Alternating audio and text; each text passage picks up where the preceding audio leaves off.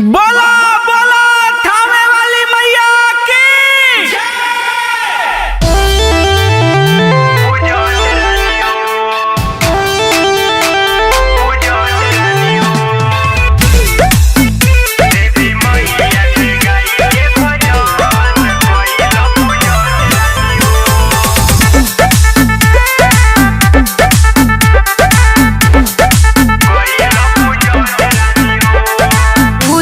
की भइल तैयारी बा मैया के महिमा नु भारी बा। पूजा के भइल तैयारी बा मैया के महिमा नु भारी बा। कलसा भराई गंगा पानी हो सुना देवी मैया के गाई के भजन कइल पूजन रानी हो। देवी मैया के गाई के भजन कइल पूजन रानी हो।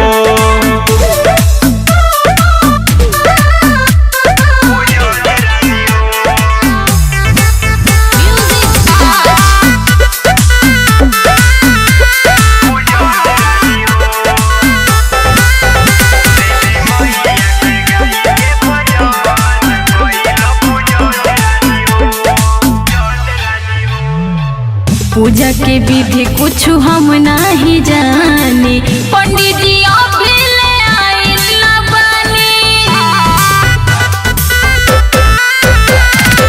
पूजा के विधि कुछ हम नहीं जाने, पंडित जी अभी ले आइल ना बानी। पहिले चढ़ाव तू फुलावा के हार, खुश होली मैया जी वही से हमार। ललकी चननिया के कबतानी हो। देवी मैया के गाई के भजन कइल पूजन रानी हो। देवी मैया के गाई के भजन कइल पूजन रानी हो।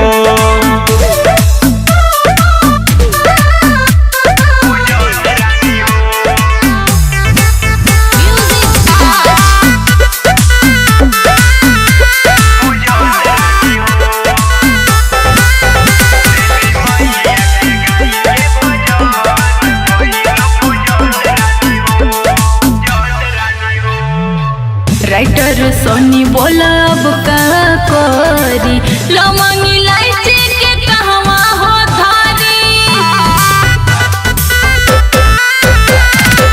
राइटर सोनी बोला अब का करी, लवंग इलायची के कहवा हो थारी। हेमंत राजा कहेले की बात मानो, देवी मैया के पूजा के विधि जानो। देवी मैया के शक्ति के जानी हो।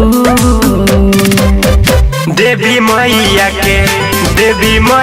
के गाई के भजन कइल पूजन रानी हो। देवी मैया के गाई के भजन कइल पूजन रानी हो।